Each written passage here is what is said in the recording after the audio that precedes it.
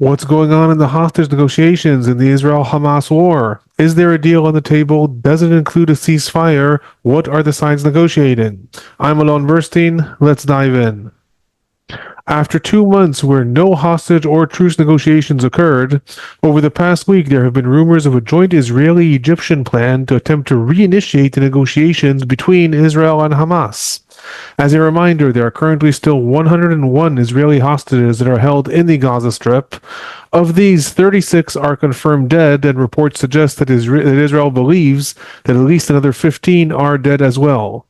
So where do things lie in the negotiations? After the death of Hamas's leader Yahya Sinwar on October 16th, Israel sent messages both to Egypt and Qatar regarding the possibility of restarting the negotiations.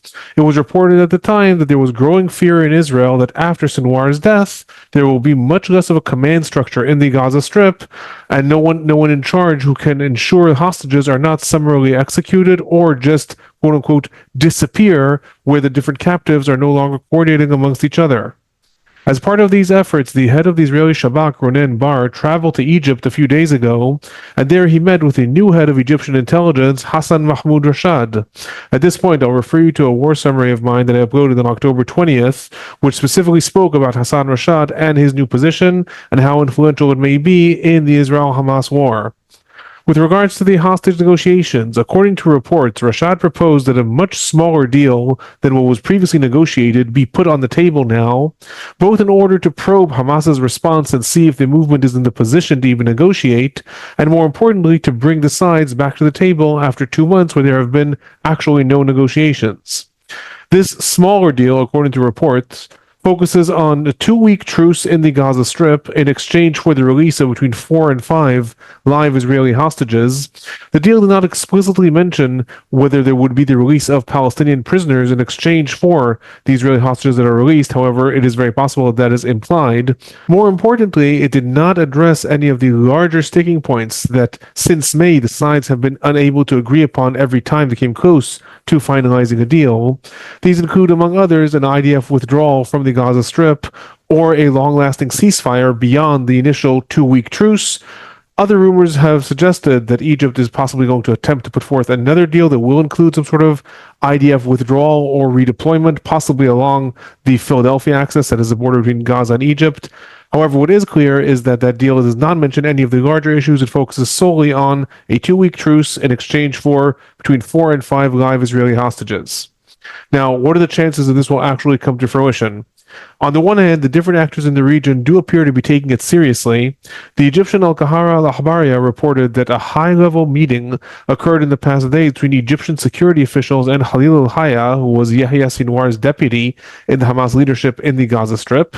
That the focus of the meeting was to explore how negotiations can possibly proceed.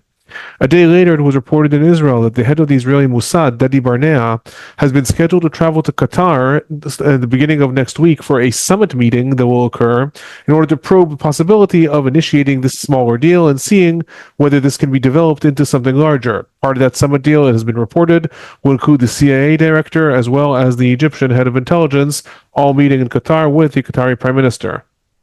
On the other hand, as I stated above, the deal does not relate to the major points of disagreements between the sides. Hamas has thus far been steadfast in its position that any deal must include a complete IDF withdrawal from the Gaza Strip and a long-lasting ceasefire, as well as an end to the siege on Gaza. In turn, Israel has been adamant that it is not going to agree to any of those terms. It does not plan on having an IDF withdrawal specifically from the Philadelphia Axis or the Netzarim corridor. It has not agreed to a complete ceasefire, nor does it agree to accepting a continued Hamas-led government in the Gaza Strip and a removal of the siege. On October 25th, El Miaden, which is a Lebanese news outlet that is one of Hezbollah's main news channels, had an interview with Osama Hamdan, who is one of Hamas's prominent leaders. There he stated that Israel is trying to bypass a complete deal by suggesting these quote-unquote partial deals. He added, quote, Hamas confirms its rejection to partial deals that do not answer our main demands of a complete ceasefire and IDF withdrawal from the Gaza Strip, end quote. That said, it is likely that if a summit meeting does take place in Qatar next week, Qatar and possibly Egypt will attempt to exert pressure on the new Hamas leadership to at least come back to the negotiating table now that the rules have sort of changed with the death of Yahya Sinwar. Remains to be seen if Qatar and Egypt can exert that pressure. One of the things that is working in Qatar's favor in that sphere is the fact that all of the new Hamas leadership, at least 4 out of the 5 that have been named, do reside in Qatar. I will say, if you want to know more about the new Hamas leadership after the death of Yahya Sinwar, check out the summary I uploaded on October 24th, where I discuss specifically how this new joint leadership council has been formed, who do they represent, and how Hamas is going to be governed, at least according to reports, from now on. That is my brief highlight on the hostage and truce negotiations and where they stand now.